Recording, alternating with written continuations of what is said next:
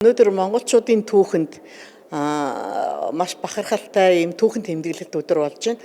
Яагаад монгол хүн бүр Чингис хаанаараа бахархах ёстой юм бэ гэвэл юуны өмнө одоо монголчуудын их Монгол улсыг одоо улс үндэслэгчээ улс орон болгон одоо хөндлөн дээдэлдэг одоо энэ дэлхийд Монгол улс гэдэг одоо их Монгол улсыг үндэслэн байгуулагчийн хувьд нэгдүгээрт Чингис хааныгаа одоо бид бахархан дээдлэх ёстой.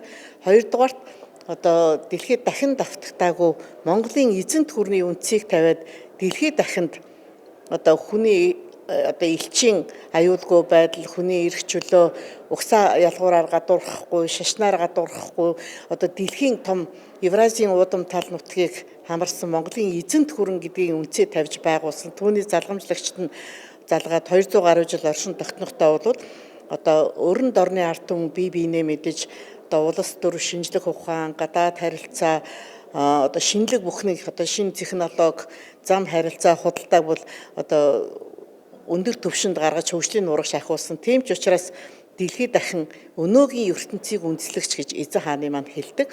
Тэгээд энэ ч утгаараа бол Чингис хаан маань одоо яагаад дэлхийн хүн юм бэ гэхээр одоо дөнгөж саяхан та нар бид нар одоо үзлээ Netflix-ийн одоо тэр Physical Asia гэдэг Монгол залуучуудаар бахархтаа шууд ийм хүмүүсийн өвөг дээдс чинь одоо дэлхийг эзлэх нь аргагүй гэж шууд монголчуудын одоо амжилт бүрийг дандаа Чингис хаантай минь холбодог. Тэгэхээр дэлхийд даяараа Чингис хааныг мэддэг.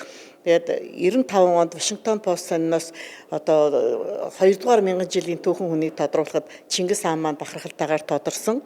Түүний дараа Их Монгол улс байгуулагдсны 800 жилийн ойг тэмдэглэхэд 2005 онд Нэгдсэн үндэсний байгууллагын нэгдсэн генеральны ассамблеийн хуралдаад одоо 2006 онд Их Монгол улсын 800 жилийн ой болон түүнийг үндэслэх Чингис хааны одоо намтар түүхтэй дэлхийн түүхэнд бүтээсэн одоо үйл ажиллагаатайгаар нь одоо дэлхийд даяараа энэ Нэгдсэн үндэсний байгууллагын гишүүн орнуудын хэмжээнд ойгын тэмдэглэн өнгөрүүлье гэж тогтоол гаргаад тэгээ 2006 онд маш олон улсад эрдэм шинжилгээний хурал үзэсгэлэн одоо гарч дэлхийд даяар Чингис хааны маань дахин одоо алдаршуулсан.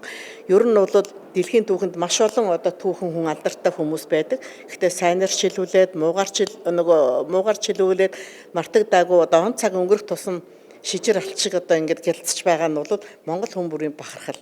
Яагаад тэгэхээр хүн болгонд Чингис хаан гэдэг нэрийг сонсохоор урагш тэмүүлэх, хийж бүтээх, Монголынхаа нэрийг гаргах юмсан гэдэг ялангуяа урлаг соёлын, спортын, одоо эрдэмтдийн бүгдийнх нь одоо монгол хүн болгоны сэтгэл зүрхэнд нөгөө урмын одоо дэвжээж шинийх их хүслийн одоо өдөөж өгдөг тэр бахархлын одоо гол хүн нь одоо Чингис хаан маань байдаг. Тийм учраас бид нар одоо Чингис хаанаараа бахархдаг.